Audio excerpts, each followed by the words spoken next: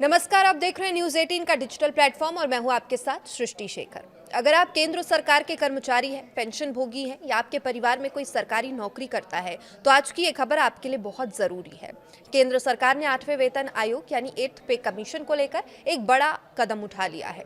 सरकार ने आयोग के टर्म्स ऑफ रेफरेंस को मंजूरी दे दी है, यानी अब ये साफ हो गया है कि नया वेतन आयोग किन किन मुद्दों की समीक्षा करेगा और किन कर्मचारियों एवं पेंशन भोगियों को इसका लाभ मिलने वाला है।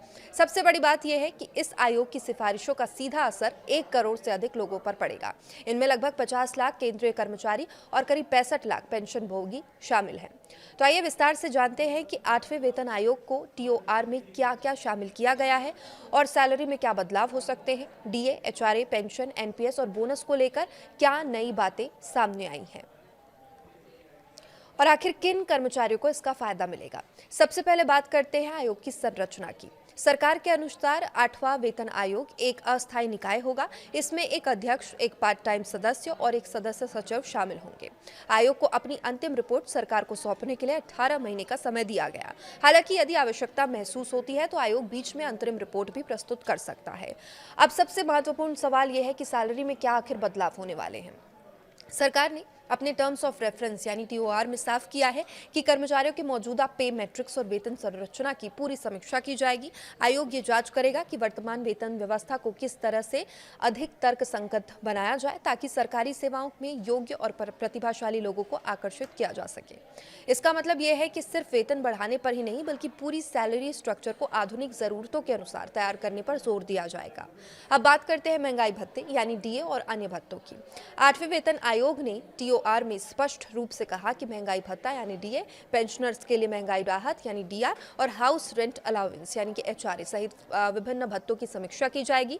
वर्तमान व्यवस्था का अध्ययन करके आयोग नई सिफारिशें देगा ताकि बदलती आर्थिक परिस्थितियों के अनुसार कर्मचारियों को उचित लाभ मिल सके। इसके अलावा सरकार ने यह भी कहा है कि अभी कर्मचारियों को मिलने वाले कई छोटे बड़े भत्तों की संख्या काफी अधिक है, इसलिए आयोग इन सभी भत्तों का युक्त करेगा और जिन भत्तों की आवश्यकता नहीं है या जो बहुत जटिल है उन्हें सरल और व्यवस्थित बनाया जाएगा। तो अब बात करते हैं कि कर्मचारियों को मिलने वाली अन्य सुविधाओं की जो क्या हो सकती है। आयोग केवल वेतन और भत्तों तक सीमित नहीं रहेगा। इसके दायरे में वार्षिक वेतन वृद्धि, प्रमोशन नीति, कर्मचारियों को मिलने वाली नगद तथा गैर नगद सुविधाओं की भी समीक्षा शामिल है। यानी भविष्य में कर्मचारियों के करियर ग्रोथ और सेवा शर्तों में भी बदलाव देखने को मिल सकता है।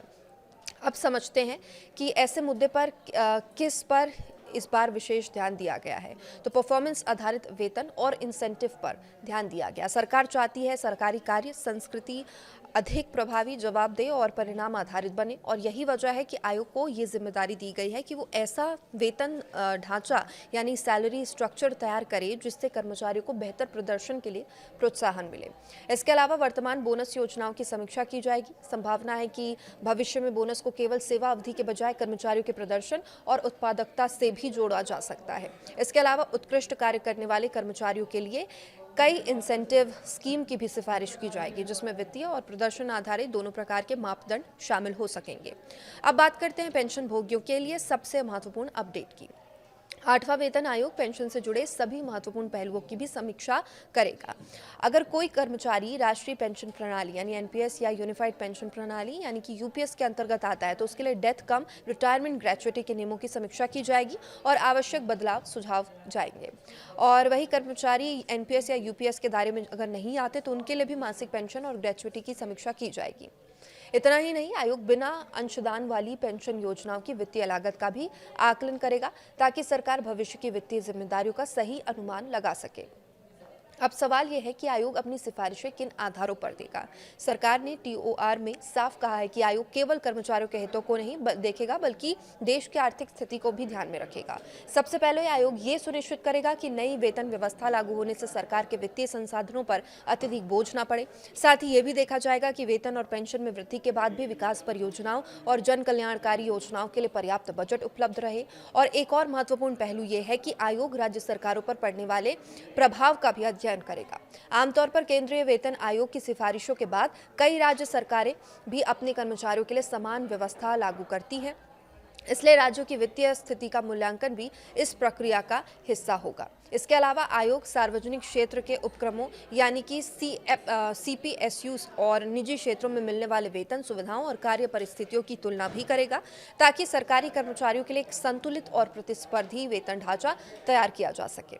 अब जानते हैं कि आखिर किन कर्मचारियों को 8वें वेतन आयोग का लाभ मिलेगा। इसकी सिफारिशें केंद्र सरकार के विभिन्न विभागों और एजेंसियों के कर्मचारियों पर लागू होगी। इनमें औद्योगिक और गैर औद्योगिक केंद्रीय कर्मचारी शामिल हैं। अखिल भारतीय सेवाओं के अधिकारी भी इसके दायरे में आएंगे और सशस्त्र रक्षा बलों के कर्मचारी भी इससे लाभान्वित होंगे। केंद्र शासित प्रदेशों के कर्मचारी भी आयोग की सिफारिशों के पात्र होंगे। भारतीय लेखा परीक्षा और लेखा विभाग के अधिकारी कर्मचारी भी इसमें शामिल हैं।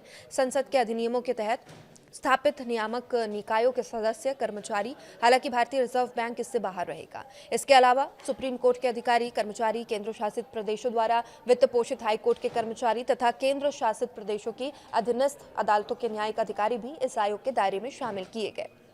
अब सबसे बड़ा सवाल, क्या कर्मचारियों की सैलरी में भारी बढ़ोतरी होगी? फिलहाल सरकार ने केवल टर्म्स ऑफ रेफरेंस यानी टीओआर को मंजूरी दी है। इसका मतलब ये है कि अभी किसी नई सैलरी फिटमेंट फैक्टर या वेतन वृद्धि की आधिकारिक घोषणा नहीं हुई है। अब आयोग विभिन्न पहलुओं का अध्ययन करेगा, कर्मचारियों के संगठनों, मंत्रालयों, विशेषज्ञों से सुझाव लेगा और इसके बाद अपनी सिफारिशें सरकार को सौंपेगा। अंतिम फैसला सरकार द्वारा इन सिफारिशों पर विचार करने के बाद ही लिया जाएगा और इसलिए फिलहाल सोशल मीडिया पर चल रहे फिटमेंट फैक्टर या संभावित वेतन वृद्धि के दावों को आधिकारिक घोषणा नहीं माना जा सकता। तो कुल मिलाकर 8वें वेतन आयोग का दायरा केवल वेतन वृद्धि तक सीमित नहीं है। इसमें salary structure, DA, DR, HRA, कुछ और भत्ते, प्रमोशन, वार्षिक वेतन वृद्धि, प्रदर्शन आधारित bonus, incentive, NPS, UPS, pension, gratuity, कर्मचारियों की कार्य संस्कृति जैसे महत्वपूर्ण सब्जेक्ट्स या विषय है वो भी शामिल किए गए हैं। यदि आयोग समय पर अपनी रिपोर्ट देता है और सरकार उसकी सिफारिशों को मंजूरी देती है तो आने वाले समय में केंद्रीय कर्मचारियों और पेंशन भोगियों के लिए वेतन एवं सेवा शर्तों में बड़े बदलाव देखने को मिल सकते हैं। फिलहाल सभी की नजरें अब 8वें वेतन आयोग की आगामी बैठकों और उनकी अंतिम सिफारिशों पर टिकी हुई है। तो ऐसे ही महत्वपूर्ण सरकारी अपडेट्स और वेतन आयोग से जुड़ी, सरकारी कर्मचारी और पेंशन से जुड़ी सबसे बड़ी और सबसे पहले खबर पाने के लिए आप हमारे साथ जुड़े रहिए।